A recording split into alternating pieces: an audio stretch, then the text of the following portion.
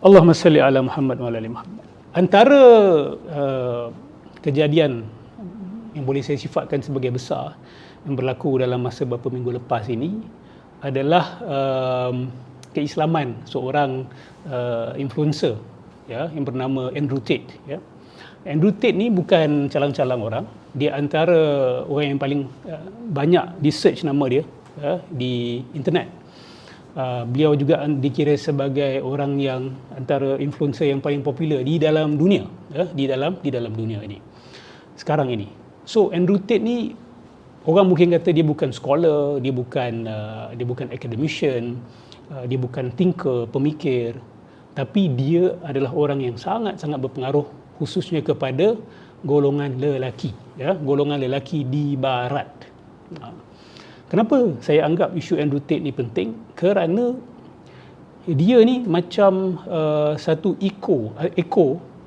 bukan EKOR, ECHO, satu gema yang sama yang dicetuskan oleh orang-orang seperti Jordan Peterson. Okey, ini dua orang ni fenomenal di barat. Kita tak boleh nak ketepikan mereka. Sebab apa yang berlaku di sana, tempiasnya akan juga sampai ke sini. Pasti akan sampai ke sini. Andrew Tate dan Jordan Peterson ni, kalau kita lihat, mereka rise to prominence. Mereka naik kepada pentas populariti, ya, ataupun nama mereka mula dikenali dalam dunia ini adalah kerana mereka membawa isu-isu yang lebih kurang sama.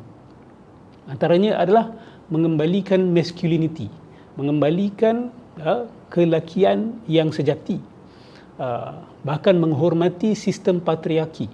Patriarki ini adalah lelaki sebagai ketua masyarakat ataupun kelelakian, sistem yang dipimpin oleh lelaki itu tidak semestinya buruk dan tidak semestinya membawa penindasan kepada wanita. Sebab ini dikira sebagai satu jawapan balas, counter reaction kepada gerakan feminisme yang sudah semakin ekstrim, ya. Especially the second and the third wave feminism, ya. The first wave feminism ni kita faham mereka nakkan hak mereka, tak ada masalah. Tapi bila masuk second and third wave, sekarang ni tak silap saya sudah fourth wave feminism, sudah infringe on the rights of men, ya. Sudah berlaku ekstrim, sudah berlaku pelampauan. Daripada awal nak minta hak, lepas tu sekarang ni mereka pula merampas hak-hak golongan lelaki. Okay? Jadi keluarlah counter reaction orang-orang seperti Jordan Peterson, Andrew Tate dan ramai lagi sebenarnya yang cuba nak menyelamatkan institusi keluarga. Bukan sahaja gender relations, bukan sahaja pemahaman tentang siapa itu lelaki, siapa itu perempuan dan apakah peranan masing-masing. Bukan itu saja, tetapi untuk menyelamatkan institusi keluarga juga. Okay? Dan yang menariknya, banyak yang mereka sampaikan itu sebenarnya selari dengan apa yang diajarkan oleh Allah Subhanahu Wa Taala dan Rasul Sallallahu Alaihi Wasallam. Apa yang diajarkan oleh Islam.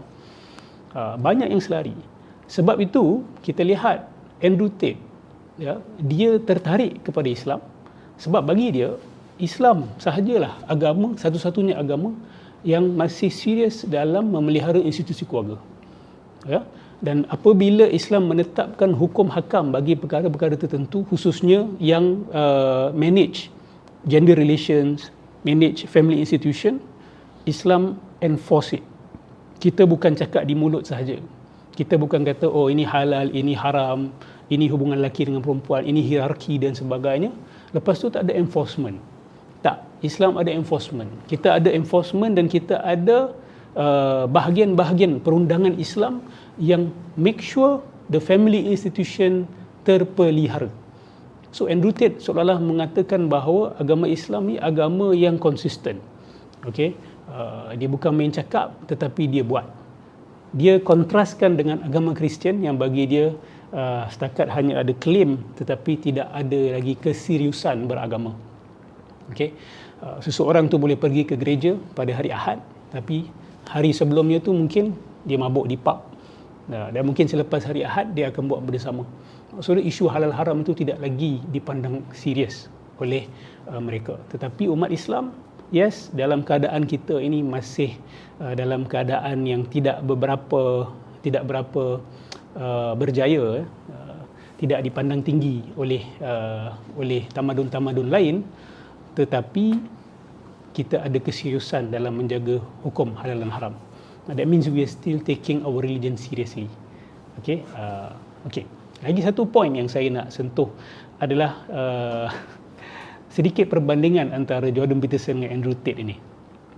Jordan Peterson ni kalau kita tengok, dia ada satu wawancara dengan Muhammad Hijab, ya, di sebuah masjid kalau tak silap saya, dengan Jonathan Page, ya. Saya tak pasti macam nak pronounce dia, Page ke Page, seorang Kristian juga.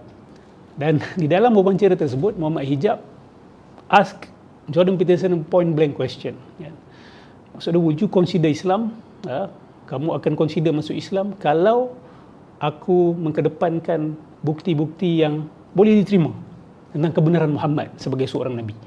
Dan of course, I am at the edge of my seat bila saya dengar persoalan tersebut dari Muhammad Hijab. Tapi jawapan yang datang daripada Jordan Peterson tu sangat mengecewakan. Okay. Sangat-sangat mengecewakan. He's trying to avoid the question dengan over-philosophizing. Bahkan he sounded like a sophistoi. Okay. Dia jadi postmodernist. Dia banyak kritik postmodernism si Jordan Peterson ni.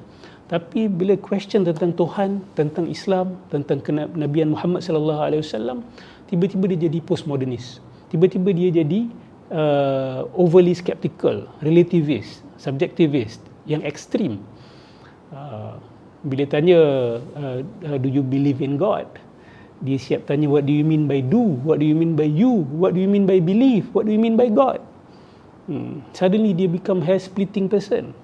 Kan, dalam isu lain dia tak macam tu, tapi dalam isu ini itu kita anggap sebagai satu jawapan yang tidak terhormat lah.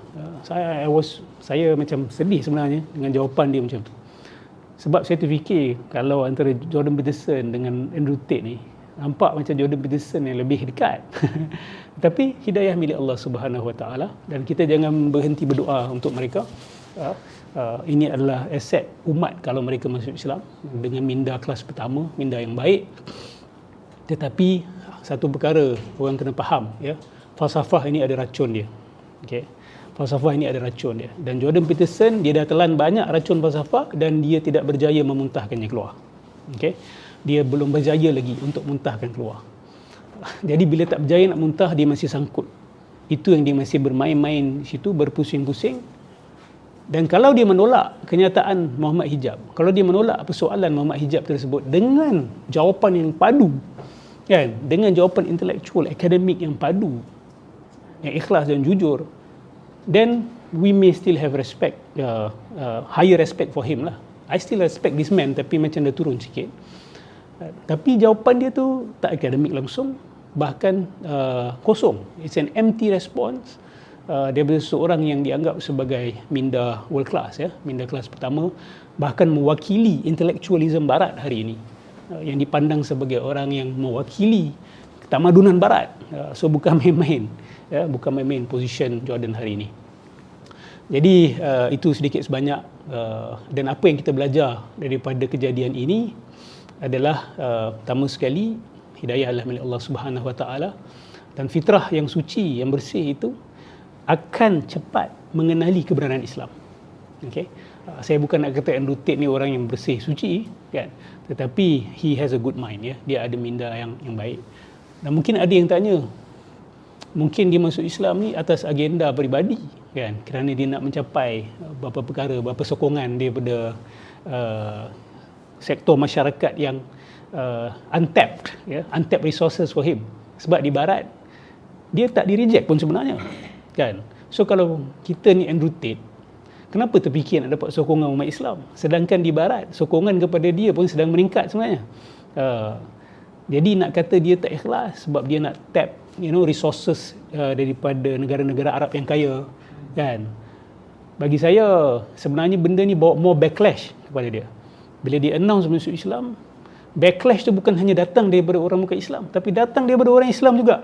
Sebahagian golongan feminis Muslim, wanita-wanita Muslim yang feminis, ada siap kata kalau dia masuk Islam, aku akan keluar Islam. Mereka tak tahu membezakan ideologi Andrew Tate dan Andrew Tate himself. Ya. Yes, dia ada beberapa pandangan yang pada kita juga ekstrim, ya, pada kita juga ekstrim, tetapi paling tidak dia dekat, ya, pendirian dia itu dekat dengan position kita. Wallahu alam. Bisawab. Itu sebagai pembukaan.